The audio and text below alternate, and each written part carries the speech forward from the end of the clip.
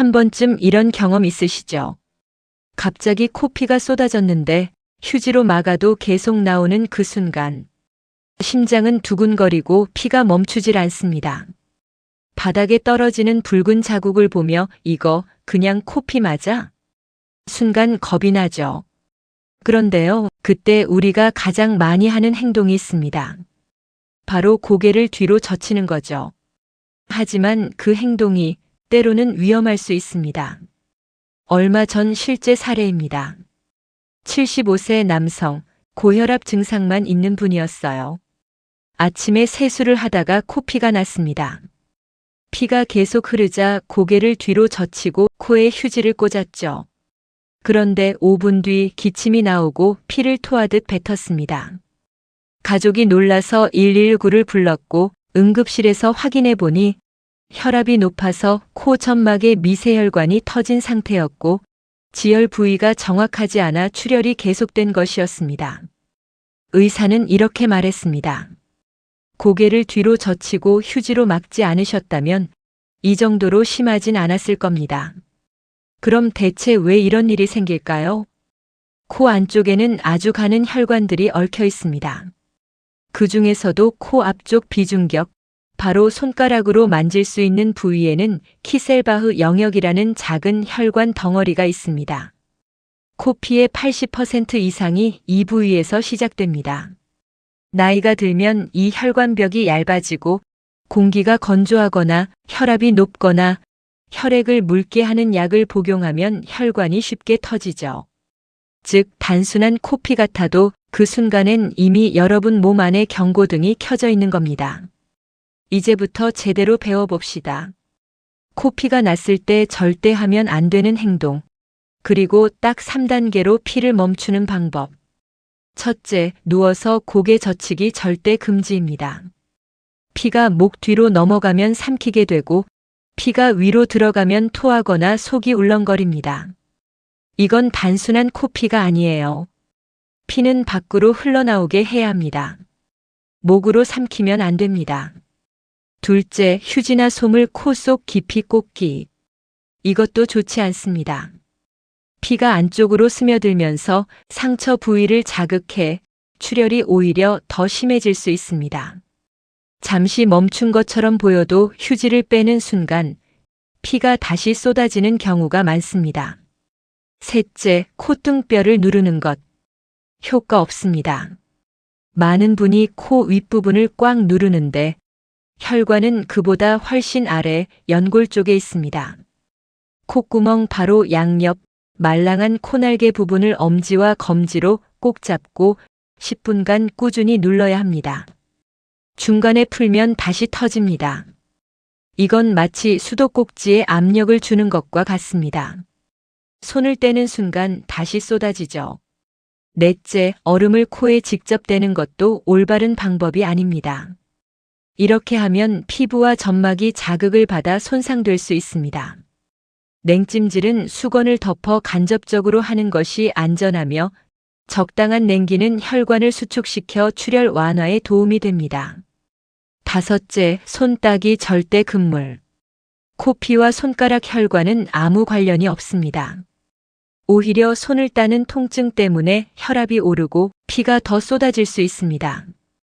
이제 올바른 대처법 단계별로 따라해 보세요. 1단계, 앉아서 고개를 약간 앞으로 숙입니다. 피가 뒤로 넘어가지 않게 하세요. 의자나 식탁에 팔꿈치를 올리고 편하게 앉은 자세면 충분합니다. 2단계, 코 연골 부위를 눌러줍니다. 엄지와 검지로 코의 양옆 말랑한 부분을 동시에 10분간 압박합니다. 피가 흘러도 절대 풀지 마세요. 그 10분이 여러분의 혈관이 스스로 닫히는 시간입니다. 3단계, 냉찜질입니다. 코나 얼굴 부위에 수건을 덮고 간접 냉찜질을 해주세요. 냉기가 혈관을 살짝 수축시켜 출혈 완화에 도움이 됩니다. 단, 얼음을 직접 대거나 과도하게 차게 하는 건 피하세요. 그리고 잊지 마세요. 핵심은 언제나 코 압박입니다. 10분이 지나고도 피가 계속 난다면 그땐 반드시 병원으로 가야 합니다. 특히 이런 경우엔 바로 진료를 받으세요. 15분 이상 피가 멈추지 않는다. 양쪽 코에서 동시에 난다. 코피가 자주 반복된다. 피를 토하거나 어지럽고 숨이 차다. 이건 단순한 코피가 아닐 수 있습니다. 고혈압, 간질환, 혈액응고 문제, 심지어 종양까지도 가능성이 있습니다. 자, 이제 원인 관리입니다. 이 부분을 놓치면 다시 반복돼요. 첫째, 실내 습도 유지. 건조하면 혈관이 터집니다. 가습기를 사용하거나 수건을 적셔 놓는 것도 좋습니다. 둘째, 코 세게 풀지 않기. 특히 감기나 알레르기 있을 때 코를 훌쩍 세게 풀면 막 붙던 혈관이 다시 터집니다. 셋째, 복용약 확인. 아스피린, 항응고제, 오메가3, 일부 한약은 피를 묽게 해 코피를 유발할 수 있습니다. 복용 중이라면 주치의와 상의하세요. 넷째, 혈압 관리. 고혈압은 코피의 숨은 공범입니다. 밤마다 자꾸 코피가 난다면 자기 전 혈압을 꼭 재보세요. 생각보다 높을 확률이 많습니다. 여기서 중요한 팁 하나. 코피가 멈춘 후에는 코 안이 딱딱하게 말라붙습니다. 이때 손가락으로 딱지를 떼면 다시 터집니다. 생리식 염수 스프레이나 보습 연고를 살짝 발라 비강을 촉촉하게 유지하세요. 지금까지 코피에 대해 이야기했지만 이건 단순한 응급처치가 아닙니다. 우리 몸이 보내는 나는 지금 무리하고 있다는 신호입니다. 몸이 피를 흘린다는 건 그만큼 압력이 높거나 조직이 약해졌다는 뜻이에요. 이 경고를 무시하면 다음엔 코피가 아니라 혈관 사고로 올 수도 있습니다. 정리해 볼까요?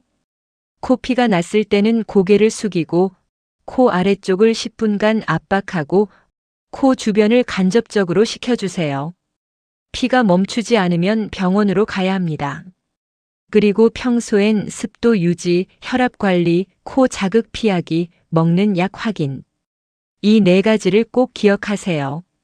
이 영상을 끝까지 보신 여러분께 꼭 드리고 싶은 말이 있습니다. 우리가 나이를 먹는다는 건 혈관도 함께 나이를 먹는다는 뜻이에요. 그러니 갑작스러운 코피 한 방울도 가볍게 넘기지 마세요. 오늘의 10분이 당신의 다음 10년을 바꿀 수 있습니다. 100세 건강생활은 여러분의 평생 건강 지침서가 되겠습니다. 오늘 영상이 도움되셨다면 구독과 좋아요 잊지 마세요. 다음 편, 급체했을 때 손 따면 안 되는 이유. 이건 정말 많은 분이 잘못 알고 계십니다. 그 이야기로 다시 찾아뵙겠습니다.